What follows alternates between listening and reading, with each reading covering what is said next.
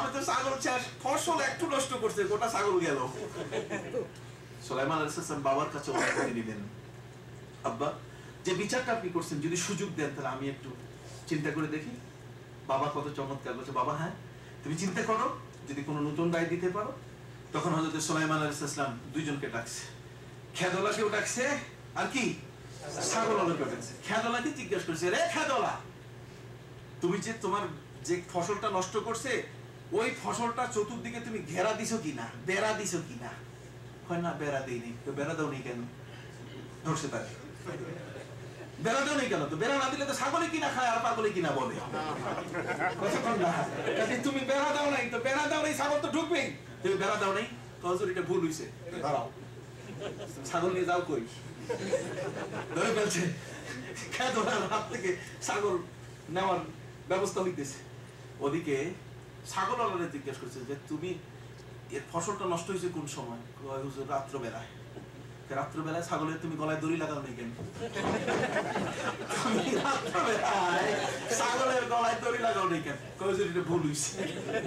দেখেন দুইজনে, এইটাই হলো সুপ্রিম কোর্ট। আগে ছিল জজ কোর্ট আর এখন হলো কি supreme court. Supreme court high কোর্টে এখন বিচার হচ্ছে।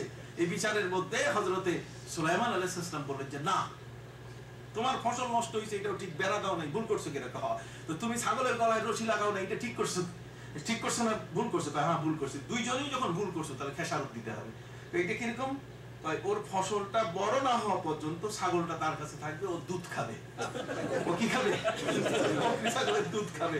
ফসলটা বড় হয়ে গেলে তারপর তোমার ছাগল তুমি পাবা।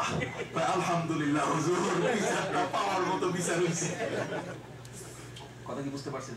তাহলে বুঝা গেল কিছু এমন মানুষ প্রয়োজন, যেমন হাদিসের মধ্যে আছে হযরত নোমান ইবনে বশীরের হাদিস। আনি নোমান ইবনে বশীর রাদিয়াল্লাহু তাআলা আনহু قال قال رسول الله صلى الله عليه وسلم الحلال بين والحلال بين وبين ذلك امور مشتبهات لا يدري كثير من الناس اهي من الحلال ام هي من الحرام فمن اتقى استبراء للدين فقد سلم الا وان لكل ملك حما الا وان حمى الله محارمه الا وان في الجسد لمضغه اذا صلحت صلح الجسد كله واذا فسد الجسد كله الا وهي القلب।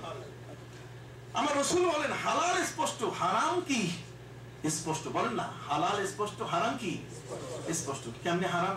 যেমন মিথ্যা কথা বলা কি খ্রিস্টান ধর্মে হালাল,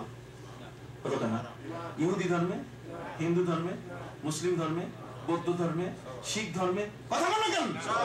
সব ধর্মে কি হারাম, যেটা সবার কাছে হারাম। কথা কোন হালাল বাইন, ডিম খাওয়া এটা হালাল না?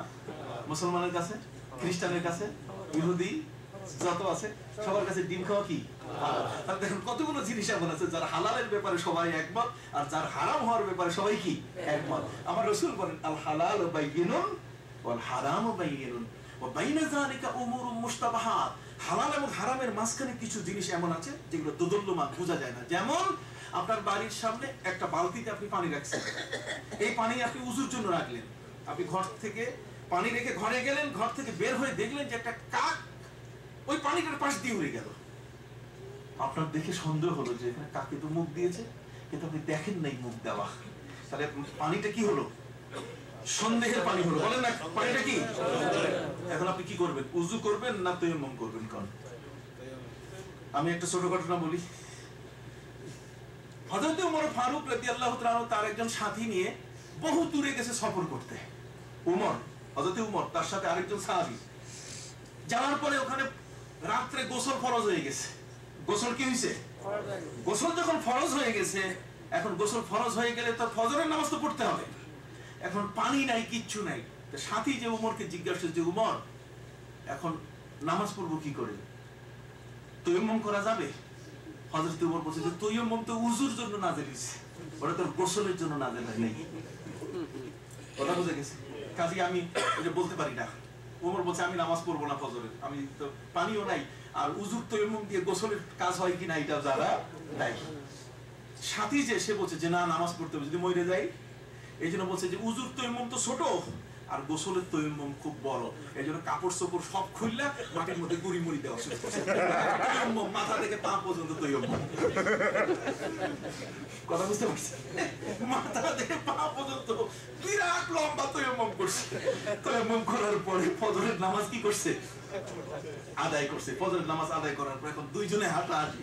হযরতে ওমর ফজর পড়ছে আর সাথী কি? হযরতে ওমর ফজর পড়েন নাই আর সাথী কি? ফজর পড়ছে। দুইজনে সাথী বলছে আমি ঠিক করছি, আমি ওয়াক্ত মতো নামাজ পড়ছি, কিন্তু উযুর তৈয়ম্মমের সাথে গোসলের তৈয়ম্মম তো লম্বা হবেই স্বাভাবিক, আমি ভুল করি নাই। ওমর বলছে আমার জানা নাই, আমি কোনোটাই করি নাই, কাপড়ও খুলি নাই, নামাজও পড়ি নাই। কথা বুঝতে পারছি? দুইজনে মিলে নবী করিম সাল্লাল্লাহু আলাইহি ওয়াসাল্লামের দরবারে হাজির হওয়ার পরে এখন হাসাহাসি কারবার বলতেছে সাথী যে হুজুর ওমর ফজরের নামাজ পড়ে নাই। হযরত ওমর বলছেন হুজুর ফজরের নামাজ পড়বো কিভাবে? তৈয়ম্মম মানে পানি ছাড়া, পানির কোনো ব্যবস্থাই নাই, তৈয়ম্মম তো হুজুর জন্য নাযিল হয়েছে, এই জন্য হুজুর আমি পড়ি নাই। হযরত ওমর বলছেন হুজুর ও যে তৈয়ম্মম করছে আপনি জানেন কি তৈয়ম্মম করে? সব ভুললা লম্বা তৈয়ম্মম করছে মাথা থেকে পা পর্যন্ত।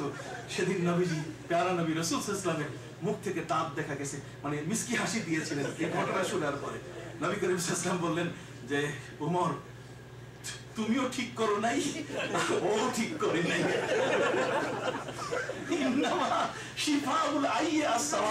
উচিত ছিল প্রশ্ন করা, তাহলে প্রশ্ন করলে তোমরা জানতে, তাহলে বোঝা গেল প্রশ্ন কার কাছে করবো? আসেন কোরআন বলছে ফাসআলু আহলা যিকরি ইন কুনতুম লা তা'লামুন। কি বলবো, অনেক প্রশ্ন এমন যেগুলোর উত্তর হয় একান্ত প্রয়োজন। আজ মাযহাব মানতেছে না একদল মানুষ। এখন এই লোক দুইজনের ব্যাপারে আপনি কি ফতোয়া দিবেন? দুইজনের ব্যাপারে আপনি ফতোয়া দিবেন কি? নবীজি বলেন দেখো তৈয়ম্মম কিন্তু এত লম্বা না, উযুর তৈয়ম্মমই গোসলের তৈয়ম্মম, কারণ নিয়তটা পাল্টাই দিবা। কথা বল না, কি পাল্টাই দিবা? নিয়ত। উযুর সময় তৈয়ম্মমের নিয়ত কিন্তু ফরজ। কথা বল না, তৈয়ম্মমের নিয়ত কি ফরজ? যেটা বিকল্প কাজে তৈয়ম্মমের নিয়ত ফরজ, এটা বিকল্প, এটা আইনেই বলে এটা নিয়ত করতেই হবে, নালে হবে না। অতএব তৈয়ম্মমের নিয়ত হলো কি ফরজ। অতএব তুমি যদি নিয়তের মধ্যে বলো যে আল্লাহ আমার যে পুরা শরীরটা নাপাক হয়েছে পবিত্রতার জন্য আমি তৈয়ম্মম করলাম, তারপর মাটিতে হাত একবার মারার পরে ঝাড়া দিয়া, এরপরে এটা যেভাবে মোছা দরকার তুমি এভাবে মুসলা পুরা, তারপর আরেকটা দিয়া, এরপরে হওয়ার পরে তারপরে নিয়ম আছে। আঙ্গুল দেখেন, দেখছেন আঙ্গুল দেখছেন আমার? না দেখেন নাই, ভালো করে দেখেন। হ্যাঁ এই যে আলাদা আলাদা আপনি নিবেন এইভাবে। তৈয়ম্মমের যেটা একবার স্পর্শ হয়ে গেলে ওটা দিয়ে আর দ্বিতীয়বার পারা যাবে না। এই জন্য আপনার এই তিনটা আঙ্গুল এর সাথে মিলাইতে হবে। দেখেন এই মারার পরে এই আঙ্গুলটা বাকি আর এইটা বাকি, আপনি তখন তিন আঙ্গুলের উপরে চালাচ্ছেন, চালাবার পরে এই দুইটা বাকি, এটা ঘুরাই দেন, এই ঘুরাই দিলেন, ঘুরাই দিলে তিন আলাদা হয়ে গেছে, এটা ব্যবহার হয়ে গেছে, এটা দ্বিতীয়বার ব্যবহার করলে তৈয়ম্মম আদায় হবে না। এই নিতে নিতে এটা তো মাটি, এটা তো তৈয়ম্মম লাগানো আছে, কাজে নিয়ে এই দেখেন এই হাতের তৈয়ম্মম হয়ে গেল। বুঝতে পারছেন? কিছু তো উপকার হয়েছে, কি বলেন হয়নি উপকার? আজকের ওয়াজ যে শুনতে আসছেন খালি যাবেন নাকি? না, খালি তো যাওয়ার কথা না। সম্মানিত, এখন বাকি আছে কি? বাম হাত, ঠিক বাম হাতের এইটা এইভাবে আনেন, এই নেন, নেওয়ার পর এই ঘুরে দেন। এই তিনটা আঙুল তো আগে ব্যবহার হয়ে গেছে, বাকি যে দুইটা আছে এটা দিয়ে চললো, চলতে চলতে এই যে আর বাকি নেই। শুধু নিয়তটা পরিবর্তন করেন, যেটা উযুর তৈয়ম্মম সেটা কি হবে? গোসলের তৈয়ম্মম। কোন আলহামদুলিল্লাহ। কোরআন বলছে ফাসআলু আহলা যিকরি ইন কুনতুম লা তা'লামুন। কাজে হালাল এবং হারাম আপনার জানা নাই, ওই কাকটা যে উড়ে গেল না আছে, আপনার নামাজে আসার পরে আপনার উযু আছে কিনা আপনার সন্দেহ। কারণ কি উযু আপনার মনে হচ্ছে উযু তো গেছে, আরেকবার মনে হচ্ছে না উযু তো করিই নাই, কিন্তু নামাজের মধ্যে এক রাকাত শেষ। কথা বল না, নামাজের মধ্যে কি? তখন আপনি কি করবেন? নামাজ থুইয়া দৌড় দিবেন উযুখানায়? না, আমার রাসূল বলেছেন আল ইয়াকিনু লা ইয়াজুলু বিশ-শাক, যেহেতু আপনি নামাজে আসার আগে উযু আপনার ছিল, এই বিশ্বাসটা আছে, কাজেই আপনি নামাজ থেকে লা ইয়াখরুজান্না মিনাল মাসজিদ হাত্তা ইয়াসমা সাওতান আও ইয়াজিদা রিহান, আপনি যতক্ষণ পর্যন্ত উযু যাওয়ার আলামত পাবেন না ততক্ষণ পর্যন্ত আপনি বের হবেন না। এই যে খুঁটিনাটি সব বিষয়গুলো, এগুলো আল্লাহ তাআলার কিছু বিশেষ বান্দা ছাড়া সবাইকে আল্লাহ এটা বুঝার শক্তি দেন না। যদি বুঝার শক্তি দিতেন তাহলে হযরত উমর আর সাহাবী দুইজনে মিলে ওইভাবে তৈয়ম্মম করতেন না। কথা বুঝে গেছেন? কাজেই আমাদের মাযহাব দরকার। মাযহাব হচ্ছে এমন ব্যক্তি যিনি এই জটিল বিষয়গুলোর কি দিবেন, সমাধান দিবেন। আপনি কি সহজে বুঝতে পারছেন? বুঝা গেছে তার মাযহাব দরকার আছে কিনা? হাত উঠান, মাযহাব দরকার আছে কিনা? আছে আছে। তাকবীর, নারায়ে তাকবীর, নারায়ে তাকবীর, নারায়ে রিসালাত। হাজিরিন, এখানে বলছে রওজা শরীফে জিয়ারতের গুরুত্ব। আমি আপনাদেরকে জিয়ারতের গুরুত্ব তো বলছি, ওখানে গেলে গুনাহ মাফ হয়। হযরত আবু লুবাবা রাদিয়াল্লাহু নিজেকে বেঁধে রাখছিলেন, ওইখানে না গেলে আপনি মক্কা শরীফে পাবেন কেমনে? ফ্যানটা ঘুরতেছে এখানে, ফ্যান ঘুরে না? বলেন না, ফ্যান ঘুরে কিনা? আপনি যদি ওই রাস্তার উপরে দাঁড়াইয়া যদি বলেন এখানে বাতাস আসো, তাহলে যাবে? বাতাস আসতে গেলে ফ্যানের নিচে যাইতে হবে। কাজেই রাসূলের কাছে সুপারিশ পাইতে গেলে ওই রওজার পাশে যাইতে হবে। এই ফ্যানে ওইখানে যেমন বাতাস যায় না, তো মক্কায় যাইয়া ফিরে আসলে মদিনার বাতাস পাওয়া যাবে না। খেয়াল করছেন? হাজিরিন, এখানে প্রশ্ন করা হয়েছে আযানের পরে দোয়া সম্পর্কে। আযানের পরে দোয়া, আপনি খুব মদিনা শরীফে গিয়ে দেখেন, সেখানে আযানের পরে কি দোয়া। রাসূল করিম সাল্লাল্লাহু আলাইহি ওয়াসাল্লাম দোয়াকে পছন্দ করতেন, এবং হাদিস শরীফের মধ্যে আছে ইজা রাফাল আবদু ইয়াদাইহি ইয়ানদিমুল্লাহু আন ইয়ারুদ্দা ইয়াদাইহি সাফরান কায়বাতাইন। বান্দা যখন হাত তুলে দোয়া করে